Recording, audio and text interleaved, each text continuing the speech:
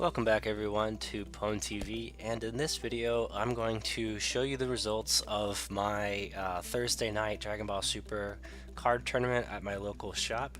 Now, I've been playing Dragon Ball Super since the game started, and I went through all these different deck ideas throughout the various sets that were released, but it seems like there's only a few different decks that get released that are notably busted.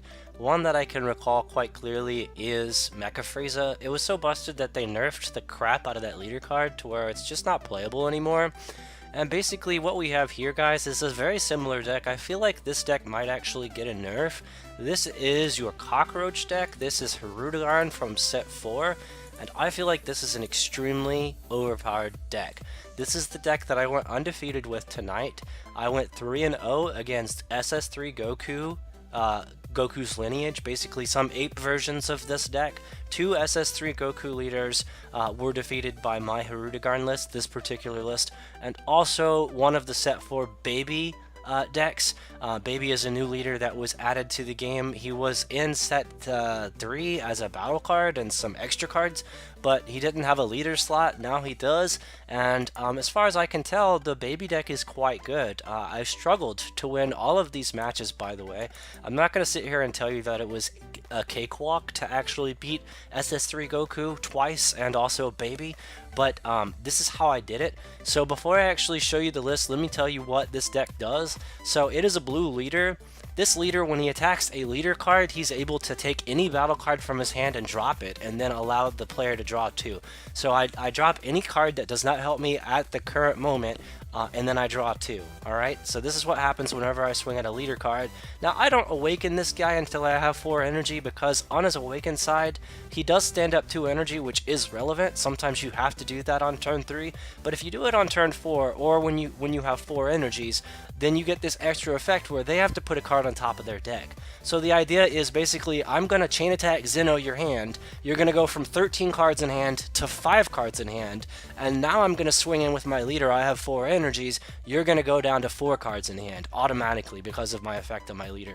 That's the idea, you guys. That's kind of what the deck is going for. So it really does want to chain attack Zeno, and I feel like if you cut those cards out of there, you're really shooting yourself in the foot if you play Hirudegarn at all.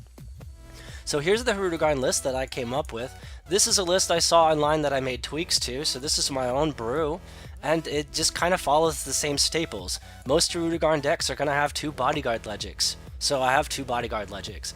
They're also going to have 4 chain attack Trunks, so I have 4 chain attack Trunks. They're going to have 4 of the super combo Hoys, so I have 4 Hoys. They're going to have 4 of the one-drop Trunks, which evolves onto, the chain attack Trunks evolves onto a Trunks GT, and the one-drop Trunks is a Trunks GT. So you go turn 1, Trunks GT, turn 2, chain attack Trunks, play the Zeno. That's basically what you're trying to do, right? But not always. Sometimes you wait for turn 3 to do this, because you really do like blue on turn 2 as your energy, and I'll show you why that is. Other cards that I play that help me actually dig into my life is the Saiyankaba. Now, you might notice that most of the Hirudegarn lists are playing all 4 Saiyankabas, and some people even argue that Saiyankaba is better than the Trunks equivalent. Now, in this deck, I really think that I would rather have a Trunks almost always. I don't really care about the double strike damage, considering I have a way to return the card to my hand and play it again anyway, so I get to swing twice anyway, so I don't really care about the double strike. I did test it with Furthering Destruction Champa, and I just didn't like it because I would see the Champa when I didn't have the crit source, and it was just tilting.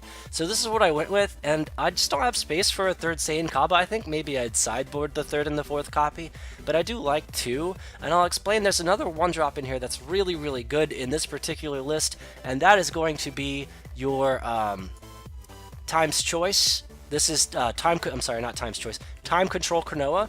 This card is amazing. This card not only shits on Shugesh, but in this deck, it actually draws when it comes down, and also when you flute it, it also draws again. Plus it combos for 0. There's just so many things this can do. This card, if you play it right, you can swing at any of their tapped 5k guys. With this 3k guy, you can stand up your energy with your Unyielding Spirit Trunks, which we'll get to, and now you have an 8k guy going into their 5k or whatever it happens to be, so they have to pitch a card to protect it, or they simply lose it. A lot of the people that are playing Goku's lineage will have a tapped what's called a mother, which is basically one of the cards that taps to draw a card and then give a 5k boost to another card. Those cards are in a lot of decks right now for all the different colors, and they have to tap to do their effect. So you can swing the Cronoa at them. So it draws you a card when it swings. After combat, if you killed anything, that's great. Otherwise, you know, whatever, doesn't matter. But after combat, you can just return it with the flute and do it again if you need to, and it draws you a card again. Now, any point in the game, when you have 1 life left, you can still do this and draw another card. You can still look at a fresh card when you have 1 life left, which is why I like Time Control Cronoa so much more than Saiyan Kaba, because Saiyan Kaba doesn't let you draw a card when you're at 1 life. You just simply don't get the ability to draw a card when you're at 1 when you have the Saiyan Kaba over the Cronoa. So I do like the Cronoa. Most of the lists are running 2. I think 2 is great, but I think 3 is even better, because I find myself often being with 1 life left or 2 life left and not willing to actually spend any more life, and I feel like the Cronoa is just a superior 1-drop play over the Saiyan Kaba in every way, shape, or form, considering your life total being at 1 or 2. Alright, so that is why I use that guy. Other cards that are staples, we have the Unyielding Spirit Trunks. This card is going to basically combo in anytime you swing any of your guys. Doesn't matter if they Flying Nimbus or anything like that. You always have another guy that can swing. So typically what you do is you just find the opportunity to get past one of their negates with one of your battle cards or your leader card, and you stand up in energy during your combo step with the Unyielding Spirit Trunks. Now, this card only gets stronger the longer you hold it in your hand, so don't be tempted to rush it out on turn 1 or 2. I won every game tonight by doing just that, but there were other matches that I played for fun where I realized if I had just held the Unyielding Spirit Trunks a little bit longer, I would have had a more reliable way to win those games. So I feel like this card just gets better as you, the longer you pass and not use it, essentially. Alright? Plus, it is a battle card, so it does actually work with your leader's effect. If you're unawakened, this ability, while it's unawakened, says that you have to pitch a battle card specifically to draw 2. You have to pitch a battle card to draw 2, and you have to swing at the leader in order to do this in the first place. So you could pitch any battle card, which is why I don't use that many extras in this deck. A lot of the lists are running a bunch of extras. I tried to limit my extras to just Senzubin and negates.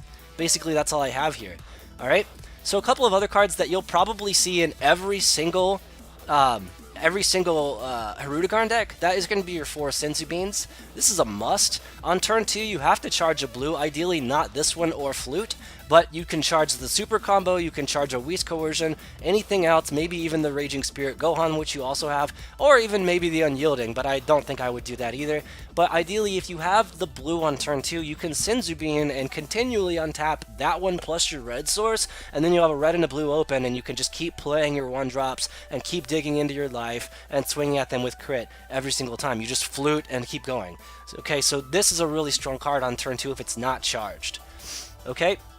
On turn 3, you need a red source, so you have your Pride and Justice Topo online, and also so you have your Chain Attack Trunks Evolve mechanic online, so you need double red. So on turn 3, you need double red, but on turn 2, you definitely want to get that blue source out there almost always. There are very few games where I go double red on turn 2, just for charging. Okay, so other cards that are in the list that are very common to the Hirudegarn deck, that is your 4 Legendary Flutes. This card lets you keep playing any of your 1, 2, or 3 drops, and you just pay the cost again and play the card again, and you draw every time you do this because you're taking your own card back. I never ever hit their card, no matter what it is, with the Flute. I just don't. It's a waste. Use it on your own stuff every single time, and you will have a lot more fun with your games. Other cards that are always in every single Hirudegarn deck, that is your 4 Unbreakables. You cannot go 3, you cannot go 2, you have to have 4 of this card. It's really, really good. It's a charge, worst case scenario, best case scenario, it saves your ass. Other cards that are standard for Hirudegarn, that's going to be your 3 Zenos. You need 3. You can try to play 2, but it's going to screw you when you need it and you can't find it. Or if you charged 1 while you only play 2 in deck, your second copy might be the last card in your life. You're not going to see it almost always. Okay, so I like 3 Zenos.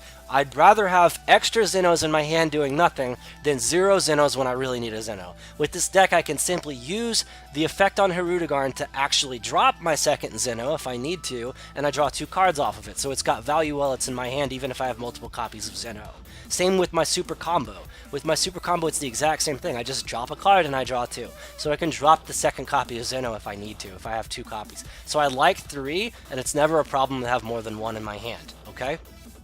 Plus, this can be done on any turn. Well, yeah, the Hoi can be done on any turn. The auto on this is when you attack on the leader, but the Hoi can be done on any turn, so you can easily drop a Zeno on your defensive combo step if you need to, alright? So other cards that are standard in your typical Hirudegarn deck, that is going to be your Scientist Fu at 3 copies. You need 3 copies of this card in this deck because it digs so deep all the time. You're typically like 15 cards left in deck by the time you're ready to win, and you're going to see your Scientist Fus back to back to back every single turn. You're going to be able to play one because you've got 7 or more in the warp or in the drop every single turn. So I really like this at 3. I would not run less than 3. I think it's a mistake to run 2, and it's definitely a mistake not to play it at all. This card's really, really strong at winning you the game with this leader, okay? And last but not least, the only other card that's in every single Hirudegarn deck that you'll ever find is your Whis' Coercion, and people run 4. People are running 4 of this negate.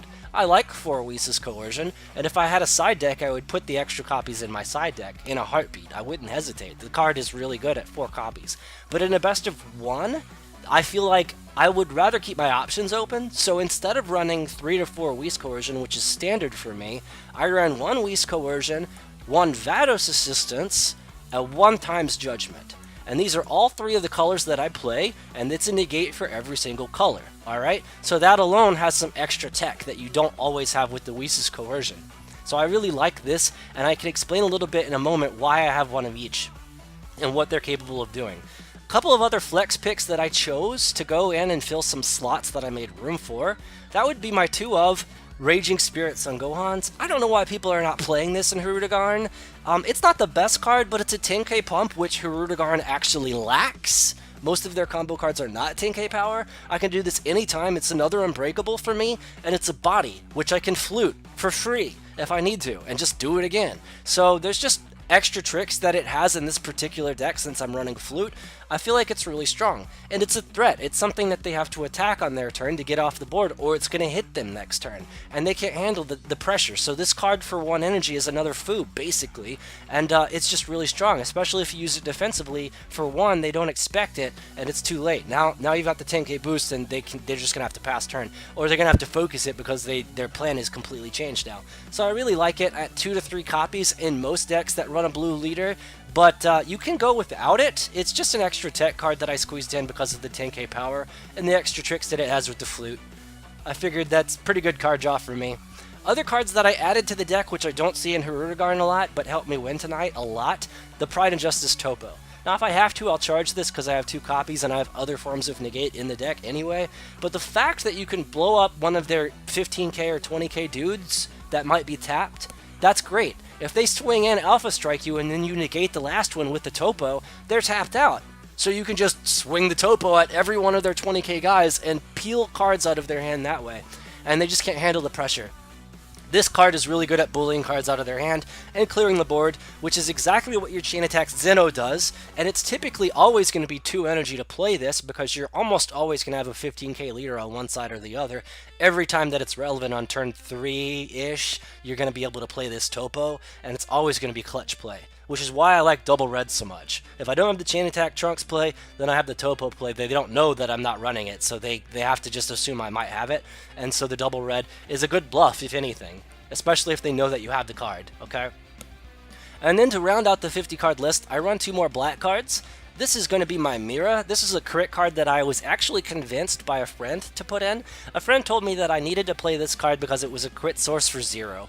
It's a crit source for 0, and I'm not always going to have 1 to play Scientist Fu, and I'm not always going to have 7 in the drop to play Scientist Fu. So if I just don't want to drop more cards because they happen to be super good in my hand, then I don't have to. I can simply play the Mira and then worry about the Fu some other turn, and now I have a 20k crit that they have to combo over, or they're going to simply lose a card.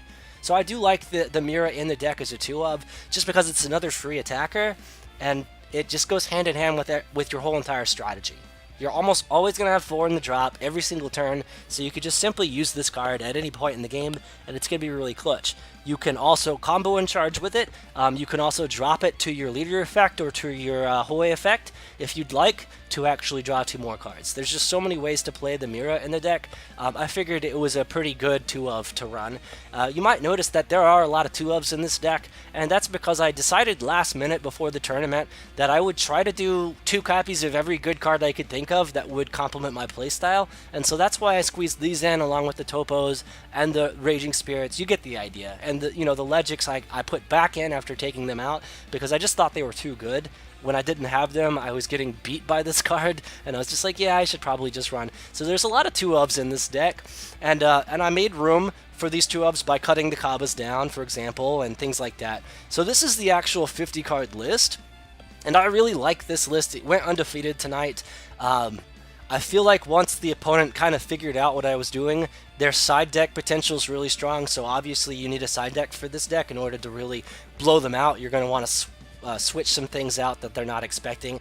I personally think that the deck would be fantastic if you actually took out all of the things they're going to side against you. If you know that they're going to side against your Scientist Fu, for example, or something like that, you just cut these cards on game 2 and you put in a hit package. You put in Foreseeing Hit as 3 or 4 copies, and then you put in like 2 or 3 copies of Lightning Fast Hit, and you just roll with it. Just roll with that. And that's like half your sideboard right there, but it's a completely different deck now, and it shits on anybody that goes to 2 life every single time. It just simply shits on them. So I really like that tech, and you can easily do it with this deck. Hit is making a comeback in this set, so definitely consider that. Since Tournament of Power, it's been a really good way to win games and steal games from the opponent. I actually won another tournament with Tournament of Power using the hit engine as well, so I wouldn't knock it. I definitely think that it has a place in this deck, and most of the lists online are running Foreseeing Hit in the main board. Now, me personally, I don't like tapping 4 for any card in this deck. In this deck, I don't have to tap 4 for anything. I can evolve the Chain Attack for 2, so I don't have to tap 4 there, and I can stand up the 2 energy by Awakening or by using a Sensu or an Unyielding Spirit Trunks, and so I have ways to stand up the energy that I used for the Chain Attack. But if I tap out, you guys, to play a Foreseeing Hit, yeah, it might screw their whole hand up in their next turn. That's fantastic, but if you're good enough at being able to just kill them that turn anyway, then why would you even care what's in their hand? Like, if you can just bully all the cards out of their hand in the first place, then you don't even have to worry about what's in their hand. So why even tap 4 to even look at their hand when their hand just doesn't matter? Because they're going to combo defensively to stop you from killing them in the first place. So the more energy you have available to keep doing that, to force them to defensively combo, the more likely you're just going to rip all the cards out of their hand anyway. So they're not going to really have a way around it. So you don't need the Foreseeing Hit. I noticed all night tonight there was not a single game that I was upset that I didn't have the Foreseeing Hit in the deck. There was one match that I got to turn 5 and he was at 2, and I was like, damn, if I had Foreseeing Hit and Lightning Fast Hit, this game would be over. But I was already winning at the time, so like it didn't even matter. So personally, I feel like Foreseeing Hit could be a sideboard card, but it's a different strategy. It's a completely different strategy from this, so I don't think it needs to be in the main deck. And I definitely think people will be siding it out if they do main deck that card. When they realize that it doesn't really complement their strategy for their games 2 and 3, they're probably going to make tweaks, and that's probably one of the first cards to cut for them, alright? So a couple more things I want to do about, I want to talk about with this deck before I end the video, is I want to explain what some of these negates are actually capable of doing. So let's put the negates in my hand, and I'll show you why they're not 3 copies of Wheat's Coercion right here. So turn 1 is always going to be a red source, and you're going to actually try to play your Intensifying Power Trunks, or since you're not running 4 Kabbas, you might not see it on turn 1, you might have to just play the Time Control. That's still going to draw you a card. And then you can actually flute that and draw another card if you want. So there's 2 cards right there, with the Cronoa on turn 1 or with the Trunks on turn 1. Either way, that's 2 cards, so you don't need the Saiyan Kabba necessarily here, okay? So after you do that, then what you're capable of doing is untapping by swinging the card, pull the crit, give the card crit, or just simply swing the card. Either way, when you're comboing, you use the Unyielding Spirit Trunk to untap your energy. That's going to stand up your 1 energy on turn 1, which is going to allow you to play another 1-drop. So then after that, you play the flute to put the 1-drop back in your hand, and now you could just simply tap your 1 energy again and play another 1-drop. Doesn't even have to be the same one, but typically it will be. You don't want to give the opponent too much information, so you could just keep doing this. But again, if you save these for like turn 2 or 3, they're going to be better than on turn 1. I've noticed this. All right, but you do have the ability to really get in there on turn 1 if you'd like to. And you could probably win a game on turn 1 if you get really lucky and they get very unlucky. Let's say they're tapped out and everything they get out of their life is a 10k combo power, then they can't use any of it until they maybe stand up in energy when they awaken or something like that. But even still, you can still win on turn 1 with this deck. All right, it is possible. So, well then why not 3 or 4 copies of Whis? Okay, you got me. Well, typically here's why. What you can do with this deck is you can actually swing Legic at the leader card, or any battle card that you'd like. You can do this, and if you'd like to, after you're done dealing your damage, you can use the flute to return the Legic to your hand. And then if they have another battle card, you could just play the Legic again and swing again. So you could just keep doing this, and drawing cards while you do this. Now, if you have a tapped Legic, they're going to probably focus it, because it's a 15k blocker. You can say Vados Assistance and stand up your Legic, not a problem. I used to do this all the time with Fearless Pan and it was really clutch. You can also swing in your Trunks on turn 1 for the crit, and when they go ahead and try to swing back, well, you used Unyielding to stand up your red source that you played the Trunks with, because you're going swing the Trunks, combo Unyielding, 20k crit, stand up my red, and then pass to you, maybe, and then you go Vados Assistance, negate their attack, stand up your Trunks, so they don't get the Trunks. And then on turn 2, you could be like double red, chain attack, Zeno, refill my hand. Something like that. Maybe you dropped everything you needed to in the drop so you can play a Fu, and then you just refill your hand and you screw up their hand. If they Planet Vegetated for their perfect card, now you're just resetting their hand. Okay, so just really strong with the double red, but that's the only time I would really use chain attack on turn 2. Usually on turn 2 what I'll do is I will charge, believe it or not, a Hoi, because I'm never at 4 or less energy on turn 2. So I'll charge the Hoi or some other random blue card, but most likely it's going to be Hoi or it's going to be Raging Spirit in this particular list. And then what I do is I use that energy for my Sensubin play. So it'll be like tap my red energy, play the Trunks if I have to, play the Trunks, or swing the Trunks, use my red energy to actually play the Unbreakable combo power for 1, and then draw another card off of that, and then use the Sensu Bean while I'm in combat. But I actually target the leader with the Sensu Bean, not the guy I'm swinging with, because I haven't swung the leader yet. Alright, so I have the leader with the Senzu Bean for the whole turn, and then I stand up my red and my blue energy. So I'm good to go, right? That's why I need my turn 2 blue source, so I have the Senzu Bean play. That will allow me to untap both of my energies and allow me to keep playing more cards, including Scientist Fu on turn 2, which is almost always going to pull 2 life cards from them. And then on turn 3 you could go Chain Attack Zeno and then screw up their 13 card hand and make it a 5 card hand, and on turn 4 you can play your 4th energy and swing in with an Awakened Hirudegarn, and then you can actually make their 5 card hand that you just Zenoed into a 4 card hand because you're putting 1 back on top of their deck. Then if you'd like to, after that, you can, how was I getting this guy? There was one card in here that I was able to like make them drop the top card. I don't remember what it was exactly. I'm trying to think. What was it that I was able to drop the top card with? Well, he put back the perfect card, and I was really trying to get it to where he put that card in the drop, and I managed to do it, but I don't remember the board state. I don't remember how I did it.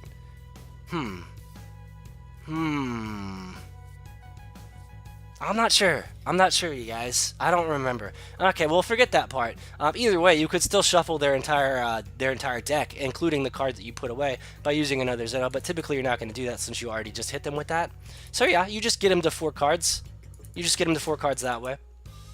Something happened in that game where he ended up dropping the top card of his deck. I don't remember exactly how that happened. So that explains why I have the Whis and why I have the Vados Assistance. Now, the only other negate that I haven't explained is the black negate, the Time's Judgment. Now, Time's Judgment is a great card, okay? Time's Judgment, by the way, and on Octagon it doesn't have the apostrophe S like it's supposed to, so it was really hard to find this card on Octagon because I kept spelling it with the apostrophe S and they couldn't find it. But anyway, Time's Judgment clearly does have an apostrophe S, by the way, and you can see here that there's no apostrophe S in that name.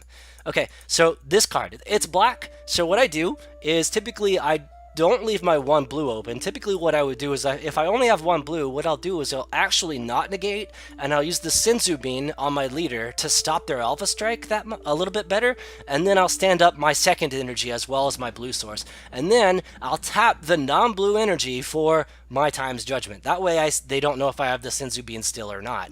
Okay, so then I go times judgment. And then I typically drop any 2 cards I want in the drop. And what that's going to allow me to do is basically guarantee I play my Overwhelm card next turn. That's what it's going to do. Plus it recycles itself. So it's like I'm going to set up my drop and then I'm also going to return this to my hand. And if I need to do that multiple times, I'll do that multiple times. And then eventually I'll be tapped out and maybe not have the times judgment anymore, but their Alpha Strike's done, and I'm going to untap with 10 cards in the drop, so I could play any Overwhelm I'd like. Alright, so that explains why I'm using the different types of negates. Now I do think if you side deck for this deck, you're going to probably make some tweaks to the cards that you use. Maybe you'll put the Vados Assistance and then times judgment in the side deck and then main deck the Whis' Coercion. Something like that. I'm not really sure what your plan is, but if you're doing a best of 3, the best advice I can give you is run the hit package, run more Whis' Coercion in this deck, run extra Bodyguard Legix in the side deck, run extra 10k Raging Spirits maybe, and run extra Sankabas in the deck, and also your 4th copy of Cronoa. Why not? If they're playing Shugesh, then that just is really good for you. Alright, or if they're playing weenies that you can just really kill with Cronoa, then you can do that too. Another fun note is when you swing the Cronoa at them for 3, even if you use the Unyielding to untap an energy, that's only 8. That doesn't get them to pick up a life card. So that might help you keep the game in your favor. If you're really just trying to dig and you don't want to give them any life cards at the moment, maybe that's what you do, and that actually works quite nicely as well. But anyway, I feel like that's all of the deck discussion I have time for in this video. I feel like the rest of this is probably self-explanatory. One of the things I'd like to note before I end is just the main difference. I'll reiterate this one more time. The main difference between the auto effect on Hirudegarn and the auto effect on Hoi. The main difference is that Hoi places any one card, no matter what the card type is, from your hand to the drop. If you do that, then you can draw 2. If you don't place anything in the drop, which means Hoi is the only card in your hand at the time, if this is your hand, then you don't draw any cards. You don't, okay? But with the leader card, it's slightly different. While he's unawakened only while he's unawakened is he able to actually choose a battle card only, not any other non-battle card. Has to be a battle card, and he can pitch that to get the Hoi effect, which is draw 2. That's basically it. So he has to pitch a battle card to draw 2, and when he's awakened, he loses that effect. So I don't like to awaken until I have 4 energy, and then I don't worry about that effect because I've already sculpted my hand, and now every turn they're putting a card on top of their deck. That's basically what I like to do. So that's basically this deck. You guys. I don't have anything else to discuss. I feel like this is a pretty self-explanatory way to win, and I usually find myself winning in the first few turns of the game. If not, if I get to turn 4 or 5, if I am running the Foreseeing Hit, like in a side deck or something, maybe even main decking that, then I'm in a really good situation. But other than that, I'll just keep swinging in like with my Topos and my Miras and my Foos on turn 4. I'm fine with that. That's enough damage to kill the opponent. That's not a problem. I'll do that. And I went undefeated tonight. I didn't have a problem winning at all. So that's it for this deck discussion. That's it for this deck profile. I hope you guys like this deck and give it a try. Maybe make some tweaks of your own, depending on your taste, especially if it's the best 2 out of 3. I feel like you can tweak this. Personally, I like this particular list as a best 1 out of 1. Like, if you only play 1 game, this has all the answers you need. Like, so this is why I run it. But anyway, guys, that's going to be it for the video. Thanks again for watching, and I'll see you in the next one. Peace out.